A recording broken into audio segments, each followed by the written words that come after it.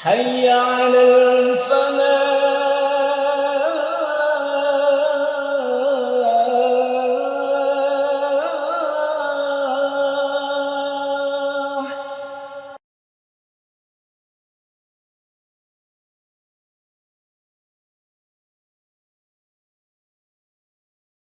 Bismillahirrahmanirrahim. Innal hamdalillah nahmaduhu wa nasta'inuhu wa nastaghfiruh wa na'udzu billahi min syururi anfusina wa min sayyiati a'malina. May yahdihillahu fala mudhillalah wa may yudlil falan tajida lahu waliyyan mursyida. Asyhadu an la ilaha illallah wahdahu la syarikalah wa asyhadu anna Muhammadan abduhu wa rasuluhu la nabiyya ba'dah.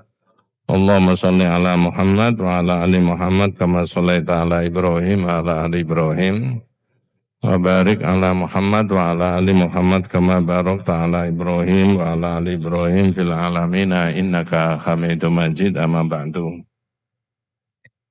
Ma'asyiral muslimin rahimani wa rahimakumullah, usikum wa nafsi bi taqwallahi faqad faza man ittaqa. Para jamaah yang dirahmati Allah Subhanahu wa taala, berbagai macam cara bahasa yang ada di dalam Al-Qur'an dan di hadis Nabi, berbagai macam cara sistematika orang menulis kitab-kitab tauhid, itu menunjukkan bahwa betapa pentingnya akidah yang benar, aqidatut tauhid. Sehingga Allah Subhanahu wa taala menggunakan bahasa yang bervariasi. Paling sederhana dan kita semuanya sudah paham, itu pertama kita kenal wa ma khalaqtul jinna wal insa illa liya'budun. Tidak usah diterjemahkan karena sudah mengerti semuanya.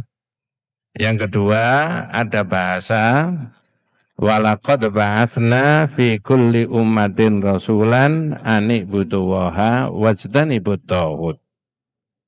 Dan kami Allah telah mengutus pada tiap-tiap umat seorang rasul untuk menyerukan sembahlah Allah saja dan jauhi tauhid, sesembahan selain dari Allah.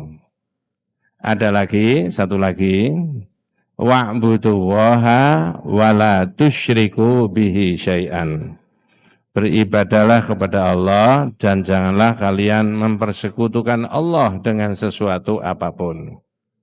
Adik-adik kita yang belajar bahasa Arab, syai'an itu nakirah. Saya ulangi ayatnya, wa'budullaha wa la tusyriku bihi syai'an. Syai'an ini nakirah. Maksudnya apa? Maksudnya menunjukkan umum. Kalau menunjukkan khusus, itu namanya ma'rifat. Jadi, Allah itu tidak menutup kemungkinan bisa disyirikan oleh hamba-hambanya dengan berbagai macam bentuk. Karena banyak nakiro itu tadi. Nah, tiga yang dimajukan tadi, itu adalah dawuhnya Allah, memperingatkan kepada orang beriman, termasuk kita, betapa pentingnya akidah tauhid. Sampai menggunakan tiga model bahasa tadi. Nah, begitu. Nah, sekarang penulis kitab tauhid. Bukan dawuhnya Allah.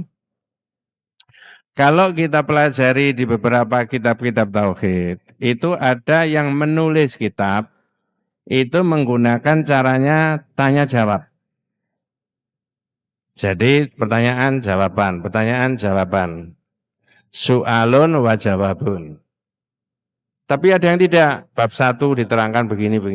Nah, saya cuplikkan saja, bukan itu yang saya akan terangkan. Ada pertanyaan begini. Fa idza qila laka man rabbuka. Nah, begitu. Jika Anda ditanya, siapa Rabbmu? Siapa Tuhanmu? Ya. Itu orang sak masjid bisa jawab. Paling gampang jawabannya Rabbku Allah, Tuhanku Allah. Tapi di kitab itu diurai. Fa idza qila laka man rabbuka. Kalau sampean ditanya siapa Rabbmu, fakul maka jawablah. Nah ini yang penting. Rabbi Allahu alladzi rabbani wa rabba jami'al alamina bini'amihi wa huwa ma'budiyun laisa li ma'budun siwahu. Maksudnya, Robku itu adalah Tuhanku yang mentarbiyah aku. Coba pakai bahasa tersebut, mentarbiyah. Rabbani Allahu alladzi rabbani wa rabba jami'al alamina bini'amihi. Yang mentarbiyah aku dan mentarbiyah seluruh alam dengan nikmat Allah. Mentarbiyah itu maksudnya di kitab itu diurai. Kholakona, amadana, a'adana, warozakona. Menciptakan kita dan seluruh alam, mengatur kita dan seluruh alam, kemudian yang menolong kita dan seluruh alam, kemudian memberi rezeki kepada kita. Oleh penulis kitab Tauhid itu, supaya tidak berkepanjangan, itu didalili pakai surat atau ayat pendek yang jenengan sudah hafal semuanya. Apa suratnya? Alhamdulillahi Rabbil Alamin. Di situ ada kalimat Rabbil Alamin. Kita terjemahkan yang populer, Rabbul Alamin itu Tuhannya seluruh alam. Artinya seluruh alam, benda, barang, binatang, semua-semua tumbuh-tumbuhan, bahkan di dalam diri manusia, ini ditarbiyah sama Allah, diatur. Ya. Diciptakan. Ya. Dan semua tergantung sama Allah. Itu loh. Karena Allah itu yang seperti itu, wa huwa ma'budiyun al-mustahiqu lil ibadah. Maka hanya Allah saja yang berhak untuk disembah. Nah begitu. Hanya Allah saja, yang lain tidak. Ya. Kalau kemarin menjelang Idul Fitri itu takmir masjid ya. Jenengan dan kita semuanya itu nulis cari infak, sedekah, zakat, kumpulkan semuanya. Habis itu di list mustahik. Saya pakai pinjam istilah mustahik. Siapa mustahiknya? Berapa orang? Mustahik itu yang menerima, berhak menerima. Lah kalau mustahik itu yang menerima, kaitannya dengan infak, sedekah, zakat, berarti yang menerima itu. Kalau Allah menggunakan, penulis kitab Tauhid tadi menggunakan Allah al-mustahik lil ibadah, hanya Allah yang berhak untuk diibadahi, maka mustahik lil ibadah huwa Allah, yaitu Allah satu-satunya, al-mustahik lil ibadah, yang berhak. Jadi segala bentuk macam-macamnya, besar kecilnya model ibadahnya manusia diproyeksikan hanya untuk Allah saja. Kalau saya ngaji di kampung, itu saya beritahu jamaah, Ibu, apakah Allah bisa diibadahi dengan harta bendanya manusia? Bisa Pak Ustadz. Itulah sehingga tauhidnya orang Islam itu jadi masjid, jadi bangunan, jadi santunan. Jadi la ilaha illallah itu bisa seperti itu tadi. Nah begitu. Oleh karena itu judulnya tadi yang sudah diumumkan yaitu mengenai pertolongan Allah terhadap umat Islam. Saya ulangi, pertolongan Allah terhadap umat Islam. Nanti jenengan yang menganalisa 15 menit berikutnya, mengapa kok tidak diberi pertolongan-pertolongan? Itu loh. Apakah janjinya Allah itu janji-janji, tinggal janji? Tentu saja tidak. Ya, dalam iman kita tidak begitu. Karena di Quran diterangkan wa kana haqqan alaina nasrul mu'minin. Karena hak saya kata Allah, kewajiban saya, kewajiban kami Allah untuk bisa memberi bantuan kepada umat Islam, memberi pertolongan kepada umat Islam. Itu jenengan pegangi. Berikutnya Bapak-bapak, adik-adik, kalau yang bawa HP, di dalamnya ada Qur'annya, bisa diikut direspon. Yaitu silakan direspon surat 24 ayat yang ke-55 supaya ada aktivitas. Bukan hanya konsentrasi tapi juga kita ikut ya pelan-pelan ikut membaca ayat yang mau dibahas. Saya pakai bahasa Indonesia dulu, yaitu surat 24 ayat 55. Jadi umat Islam itu hampir semua HP-nya itu ada Quran. Tinggal intensitas kita membuka dan membacanya saja. Jadi surat At-Taubah, An-Nur, surat 24, ayat 55, itu betul-betul janjinya Allah kepada umat Islam.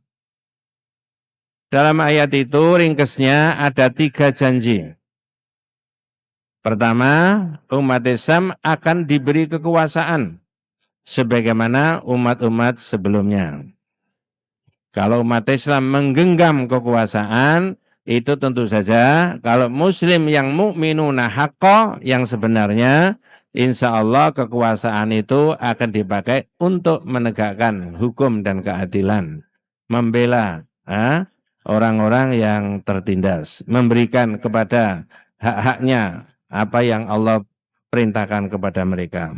Saya ulangi, pertama dalam ayat itu pakai bahasa Indonesia, Allah berjanji akan memberikan kekuasaan kepada umat Islam. 2, agama Islam itu akan dikuatkan oleh Allah Subhanahu wa taala. Sehingga tidak ada lagi yang alergi ya terhadap simbol-simbol keagamaan. Karena agama sudah kuat masuk di berbagai aspek kehidupan manusia. Bukan hanya di masjid, bukan hanya di rumah tangga, tapi di perusahaan-perusahaan, di masyarakat, di berbagai elemen kehidupan manusia. Kenapa? Agamanya sudah kuat. Tidak ada orang mencibir syariat-syariat Islam. Tidak ada orang yang alergi dengan simbol-simbol keagamaan. Saya beri contoh, ini mohon maaf mudah-mudahan tidak salah paham. Kalau sepanjang jalan raya ini orang memasang la ilaha illallah ya, lalu diberi tiang, itu kira-kira direspon banyak orang atau mungkin ada yang mohon maaf kebakaran jenggot kira-kira. Jadi kalau ini mulai dari ujung utara sampai selatan semuanya memasang bendera la ilaha illallah, itu kan simbol agama kita. Itu kan tidak ada larangan. Itu kan lintas macam-macam. Orang Islam profesinya apa saja pakai itu. Kalau ada orang yang tidak beragama Islam masuk di Islam disuruh melafalkan itu dulu. Nanti kalau kita mau wafat dibimbing untuk membahas mengucapkan itu. Nanti kalau sudah wafat salah satu yang ditanyakan dan paling utama adalah itu. Pertanyaan saya, kalau semuanya masang itu, kira-kira ada yang tidak senang enggak? Ini saya tidak memprovokasi, memberi pengertian. Berarti kan agama ini belum kuat. Karena simbol-simbol agama masih orang tidak suka. Padahal itu kalimat biasa, kalimat indah, kalimat bagus. Ya, kalimat pembebas, la ilaha illallah. Yang ketiga, supaya tidak berkepanjangan, ya, rasa takut yang dialami umat itu akan diganti oleh Allah dengan rasa aman. Tapi ada syaratnya. Saya bacanya ayatnya, a'udzubillahi minasyaitonirrajim, bismillahirrahmanirrahim. Wa'adallahu alladhina amanu minkum wa amilus sholihat la yastakhlifannahum fil ardi kama stakhlafal ladzina min qablihim. Wala yumakkinanna lahum dinahumul ladzi irtadha lahum wala yubaddilannahum min ba'di khaufihim amnan. Nah yang terakhir syaratnya 3. Janjinya Allah itu akan dipenuhi syarat yang terakhir tadi. Ya'budunani la yusyriku nabi syai'a. Agar asal umat Islam itu bisa menyembah aku satu-satunya dan tidak berbuat kesyirikan. Jadi itu 2 yang saya majukan tadi, dalil tadi, Yang pertama, wa kana haqqan alaina nasrul mu'minin, kewajiban Allah memberi pertolongan kepada umat Islam. Dan yang kedua, pakai surat An-Nur ayat yang ke-55.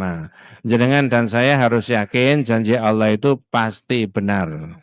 Kalau manusia berjanji belum tentu. Mohon maaf, ini bukan siapa-siapa, boleh jadi janji-janji tinggal janji. Tapi kalau Allah pasti. Berikutnya, perintah dan kewajiban memohon pertolongan hanya kepada Allah. Saya ulangi, perintah dan kewajiban supaya umat Islam hanya memohon kepada Allah. Lagi-lagi kita mencuplik, mengambil satu dari ayat-ayat yang ada di surat Al-Fatihah. Iyyaka na'budu wa iyyaka nasta'in. Departemen Agama Republik Indonesia menerjemahkan hanya kepadamu, ya Rob, ya Allah, kami menyembah dan hanya kepadamu kami minta pertolongan. Kalau sudah hanya kepada Allah, tidak yang lain-lain. Malah ahli bahasa itu bahasanya diotak-atik, bukan diotak-atik apa-apa, diteropong dari sisi makna bahasa. Jenengan dan saya itu bacanya iyyaka na'budu wa iyyaka nasta'in. Menurut tata krama bahasa Arab, kaidah bahasa Arab, iyyaka ini mestinya di belakang, bukan di depan. Halo? Di mana tadi? Mestinya di belakang. Jadi jenengan bacanya sudah betul. Iyyaka na'budu wa iyyaka nasta'in. Tapi kalau dilihat dari gramatika bahasa Arab, kaidah bahasa Arab, tidak begitu. Iyyaka di belakang. Kalau iyyaka di belakang bacanya na'budu iyyaka wa nasta'inu iyyaka. Tapi tidak boleh. Siapa yang menyalahkan? Tidak ada yang menyalahkan. Dianalisa dari sisi bahasa. Kenapa iyyaka ditaruh di depan? Padahal mestinya di belakang. Yang menaruh siapa? Allah. Itu maksudnya nakhussuka. Kami mengkhususkan hanya menyembah kepada Allah. Kepadamu ya Allah. Maka ditaruh di depan dulu. Supaya fokus. Tidak yang lain-lain. Nah, di situ maksudnya. Ya. Kemudian yang kedua, ya, ini perintah supaya orang fokus kepada Allah, minta pertolongan tadi. Yang kedua, itu hadisnya Nabi. Ini juga ditulis di kitab Arba'in Nawawi. Tapi potongan dari hadis itu, Nabi memberikan edukasi, pendidikan kepada sahabatnya yang masih relatif muda. Diberitahu, idza sa'alta fas'alillah wa idza sta'anta fasta'in billah. Kalau kamu minta, minta sama Allah. Kalau kamu minta pertolongan kepada Allah. Nah, menurut Imam Nawawi dan Imam Al-Haytami, maknanya apa? Yaqulu al-Imam An-Nawawi wal-Haytami fi tafsiri hadzal hadis ma khulasatuhu. Idza talabtal i'anata ala amrin min umuri dunya wal akhirah wasta'in billahi. Hadis itu tadi, kata ulama dua orang tadi, maknanya kalau sampai minta pertolongan baik urusan dunia maupun urusan akhirat, minta tolong kepada Allah. Saya ulangi, kalau sampai minta pertolongan baik itu urusan dunia maupun akhirat, mintalah pertolongan kepada Allah. Nah sekarang saya tanya, orang nyabrang jalan cuma 3 meter, perlu pertolongan Allah apa enggak?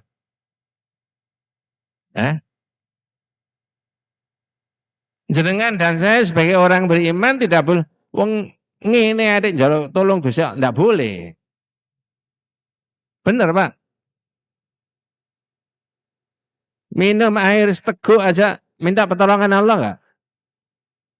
Caranya gimana? Bismillahirrahmanirrahim. Di dalam kitab Fathul Majid, bi itu maknanya musahabah wal isti'anah. Bi-nya. Jenengan kalau akrab dengan bahasa Arab, bi ismi Allahi. Lalu baca bismillah. Bi ismi Allahi. Bismillah. Bi-nya saja maknanya 2. Musahabah wal isti'anah. Musahabah menyertakan Allah dalam perbuatan ini, isti'anah minta tolong sama Allah. Jadi tidak perlu kemudian kita mau minum pakai berdoa minta tolong. Tidak, cukup baca Bismillahirrahmanirrahim. Jadi perintah orang minta tolong sama Allah subhanahu wa ta'ala itu tercermin di dalam Al-Fatihah. Disuruh minta sama Allah. Yang kedua di hadis. Dan banyak yang bisa kita ungkap. Nah, sekarang saya lanjutkan berikutnya. Peristiwa Allah memberi pertolongan kepada hamba-hambanya, wabil khusus Nabi, sependek apa yang saya baca dan sependek apa yang pengetahuan saya, itu ada dua peristiwa besar yang Nabi itu diberi pertolongan oleh Allah Subhanahu wa ta'ala. Itu loh maksudnya judulnya tadi, Allah memberi pertolongan kepada umat Islam. Nah ini saya beri contoh Nabi. Ada dua peristiwa besar. Satu, yaitu Perang Badar. Ini sudah sering diterangkan. Dalam riwayat diterangkan, lamma kana yaumu badrin nadhara nabiyyu sallallahu alaihi wasallam ashabahu wa hum 300 rajulin wa bid'ata 10 rajulan wa nadhara ilal musyrikin fa idahum alfun aw yazidun.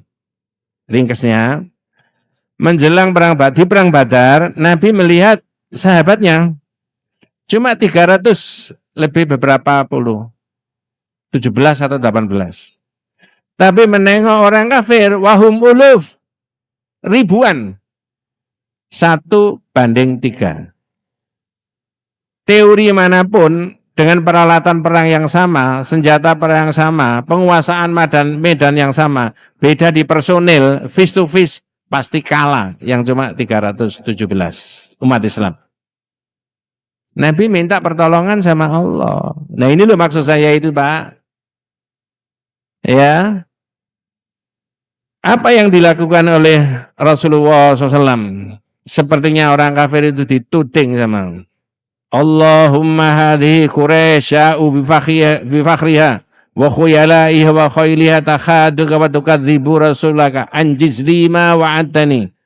Allahumma in tuhlik hadhil isabatu min ahlil Islam la tu'bad fil ardi abadan. Ya Allah, ini orang kafir Quraisy, mereka datang dengan kesombongannya, mereka datang dengan kekuatannya untuk memusuhi engkau ya Allah, mendustakan Rasulmu, berikan yang kau janjikan. Ya Allah, jika umat Islam yang saya bawa ini habis, jangan harap engkau disembah lagi di bumi ini untuk selama-lamanya. Jadi kalau 317 yang dibawa Rasulullah di perang Badar habis, nggak sampai ke sini. Itu kan sepertinya ultimatum, ngancam. Ya, doa itu pernah tak modifikasi, saya berikan ke jamaah, mudah-mudahan nggak salah paham. Boleh saya ulangi Pak modifikasinya? Oh tidak boleh, tak lanjutkan aja. Nah, kalau dalam konteks kita di sini, doanya bisa begini. Allahumma in tuhlik hadhil isabatu min ahlil Islam fi Indonesia la tu'bad fi hadzal baladi Indonesia abadan. Ya Allah, jika umat Islam Indonesia ini habis, jangan harap engkau disembah lagi di bumi Indonesia. Boleh apa enggak? Hah? Doa begitu rasis apa enggak? Enggak. Umat Islam punya kewenangan, punya Allah. Ya, maksudnya apa? Dua, doa itu maksudnya. Satu, supaya Allah menjadikan negara kita ini mayoritas tetap penduduknya beragama. Itu kewenangannya Allah. Yang kedua, agar Allah menjadikan anak cucu kita besok agamanya seperti kita. Enggak ada yang disakiti dengan doa itu. Itu mengadopsi dari doanya Rasulullah di perang Badar. Dari situlah kemudian Allah SWT menurunkan surat Al-Anfal ayat 9. Nah ini jangan kalau membaca surat Al-Anfal ayat 9 itu hafal itu doa itu. Idh tastaghithuna rabbakum fastajaba lakum anni mumiddukum bi'alf minal malaikati murdifin. Di ayat yang lain disebutkan 3.000, di ayat yang lain disebutkan 5.000. Tetapi intinya yang turun tangan pakai bahasa populer yang cawe-cawe itu Allah. Cawe-cawe apa? Menolong nabinya. Gitu loh maksud saya. Ingat ketika kamu memohon pertolongan ya. Lalu diijabah doa itu. Allah menurunkan 1000 malaikat. Sehingga perang Badar menang umat Islam. Padahal Ramadan jumlahnya cuma 317. Orang kafir ribuan. Tapi Allah turun tangan tadi. Bahasa populernya Allah apa tadi? Cawe-cawe. Nah, kalau cawe-cawe yang begini benar umat Islam itu. Ya. 2. Itu peristiwa yang pertama. Yang kedua, ketika Rasulullah hijrah. Ya, dari Mekah ke Yathrib. Tidak langsung menuju ke Yathrib atau Madinah. Menyelinap dulu di gua. Ya. Tetapi saya menemukan di Rahiqul Maktum Sira'an Nabawiyah, riwayat hidupnya Nabi, Abu Bakar itu sempat tanda petik pesimis. Apa omongannya Abu Bakar? Qala Abu Bakar, kuntu ma'an Nabi sallallahu alaihi wasallam fil ghar. Ya, farafa'tu rasi fa idza ana ya bi aqdamil qaum. Ya. Fakultu ya Nabi Allah, lau anna ba'dahum ta'ta'a basarahu la ra'ana. Nabi, saya itu bersama Nabi di dalam gua, ya berdua. Di atas kepala saya ini orang kafir. Saya melihat ke atas ini itu kakinya orang kafir. Terus saya ngomong sama Rasulullah, Nabi, kalau mereka itu melihat kakinya sendiri, tahu ada kita di sini. Abu Bakar sebagai sahabatnya Rasulullah, itu apa kata Rasulullah? Uskut ya Abu Bakrin, diam. Di riwayat yang berbeda, wa ma dzannuka ya Abu Bakrin. Kamu tidak boleh menyangka Allah. Kalau kita ini berdua, yang menemani bertiga adalah Allah. Disitulah kemudian ayat Al-Quran diturunkan tadi. Illa tansuruhu faqad nasarahu wahu. Idh akhrajahu alladhina kafaru thaniya thnaini idhuma fil ghar idh yaqulu li sahibihi la tahzan innallaha ma'ana. Ini yang paling populer ayatnya. La tahzan innallaha ma'ana. Jangan takut, Allah itu bersama kita.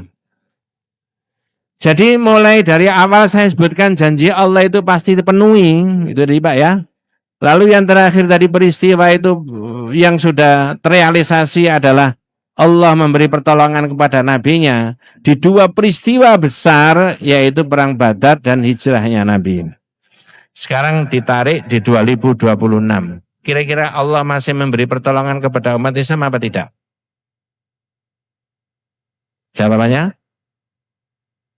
Kalau sampai Anda bisa menjawab, saya akhiri. Wabillahi taufik wal hidayah. Dari sisi pendekatan iman, harus yakin. Pasti. Tapi kok tidak ditolong Pak Ustadz? Nah, dengarkan pertanyaan saya. Ada 4 pertanyaan. Ini bukan karangan saya, tapi karangan orang yang menulis kitab Tauhid. Setelah ayat disampaikan, hadis disampaikan, peristiwa yang dialami Rasulullah, ada bantuan dari Allah, dan Allah pasti tidak mengingkari janji, ditarik di 2026, karena kitab itu kita baca sekarang. Ada 4 pertanyaan yang perlu dijawab umat Islam. 1. Hal ista'addu bil imani wa tauhid alladzina bada'a bihima Rasulullah SAW dakwatahu fi Makkah qabla al-qital. 1. Apakah dalam perjuangan umat Islam itu betul-betul umat Islam masih menekankan akidah iman dan tauhid yang murni? Berjuang hanya satu tujuannya, Allah Subhanahu wa Ta'ala. Tentu saja dalam lapangan yang macam-macam. Ya. Dalam situasi begini aman tetap kita berjuang. Apakah niatnya hanya kepada Allah? Nah, ini di tauhid dibahas banyak. Ada kemungkinan orang yang menyimpang enggak, Pak Ustadz, dari niat yang betul? Ada. Jadi penulis kitab Tauhid itu memberikan pertanyaan supaya kita bahas, kita diskusikan apakah kita sudah bermodal iman dan Tauhid. Fokus hanya kepada Allah. 1. 2. Hal akhadhu bisabab alladhi amarahum wahu bihi. Apakah umat Islam itu sudah melakukan sebab musabab yang diperintahkan oleh syariat? Kalau mau kuat ekonominya harus begini, kalau kuat politiknya harus begini. Sudah melakukan itu enggak? Kalau mau kuat persenjataannya harus ini, gitu deh. Karena perintah Allah wa'iddu lahum mastata'tum min quwwatin, dan persiapkanlah dengan segala kekuatan untuk menghadapi orang-orang yang merecoki umat Islam. Berikutnya ini bukan ilmu saya, tapi saya mengikuti apa berita-berita yang lagi viral. Ada negara berdaulat, dilindungi oleh hukum internasional, tapi tiba-tiba diserang oleh negara super. Pikirannya negara super, sehari dua hari habis kamu. Pikirannya negara superpower itu kalau pemimpinmu sudah habis, semuanya akan habis. Di luar dugaan, menurut para pengamat, bukan ilmu saya, ternyata ini masih bertahan negara ini. Kenapa? Cadangannya terlalu banyak. Apakah itu respon daripada ayat ini? Saya tidak tahu, tapi perintahnya Allah begitu. Bayangkan dalam situasi begini, kalau kemudian satu masyarakat, satu bangsa, satu negara yang berdaulat, dilindungi oleh hukum internasional, tapi tiba-tiba tidak punya cadangan kekuatan, maka sehari dua hari akan habis. Bahkan mungkin tidak sampai sehari dua hari. Maka di sini ditanyakan oleh penulis kitab Tauhid tadi, apakah mereka sudah melakukan sebab musabab yang diperintahkan oleh syariat? Salah satunya adalah mempersiapkan kekuatan. Dan kekuatan itu tidak semata-mata kekuatan iman. Nah, begitu ya. Kemudian yang ketiga pertanyaannya, ya, hal da'au rabbahum, ya, wa aqarruhu bid-du'a indal qital. Apakah mulai awal start dia berjuang, ya, seperti yang pertama tadi, itu dia minta memohon pertolongan sama Allah. Kalimat takbir, kalimat tahlil, kalimat tasbih, ya selalu dikumandangkan untuk Allah. Sehingga Allah membimbing kekuatannya itu tadi. Yang terakhir, yang keempat, yang paling krusial, pakai bahasa Indonesia, apakah umat Islam itu sudah mustama'una wa mutahabuna, ya? Apakah sudah ikatannya satu? Apakah umat Islam itu sudah bersatu? Apakah umat Islam barisannya sudah kokoh? Sehingga umat Islam itu bisa dipertimbangkan atau diperhitungkan kekuatannya oleh orang-orang yang di luar Islam. Yang mau merecoki umat Islam maksudnya. Ya.